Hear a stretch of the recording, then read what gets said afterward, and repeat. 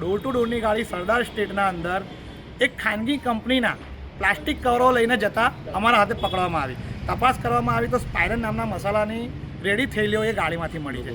વારંવાર મહાનગરપાલિકાને અમે ધ્યાન દોરતા આવ્યા છે કે ડોર ટુ ડોરની ગાડીને જે રૂપિયા આપવાના આવે છે તે વડોદરા શહેરની જનતાના ટેક્સના રૂપિયા છે, વડોદરા શહેરને સ્વચ્છ રાખવા માટે.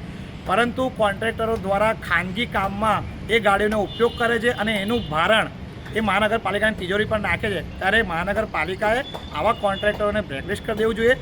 ખાનગી ઉપયોગમાં એ ડોર ટુ ડોરની ગાડીઓ નહીં લઈ શકતા એવું એમને સૂચન બી કરવું જોઈએ અને જલ્દથી જલ્દ એમને મોટો દંડ બી કરવો જોઈએ. તો વડોદરા મહાનગરપાલિકાની ડોર ટુ ડોર કચરાની ગાડીનો દુરુપયોગ થઈ રહ્યા હોવાનો વડોદરા શહેર યુથ કોંગ્રેસ પ્રમુખ પવન ગુપ્તાએ આરોપ લગાવ્યો છે. તેઓએ આ કેસમાં યોગ્ય કાર્યવાહી થાય તેવી માંગ કરી છે. એટલે અધિકારીઓ દ્વારા ક્યારે આ મામલે ધ્યાન આપવામાં આવે છે અને કેવી કાર્યવાહી થાય છે તે જોવાનું રહ્યું. અને હા, વડોદરા વાસીઓ, તમારા ત્યાં ડોર ટુ ડોર કચરાનું કલેક્શન કરતી ગાડી સમયસર આવે છે કે નહીં તે પણ જણાવજો.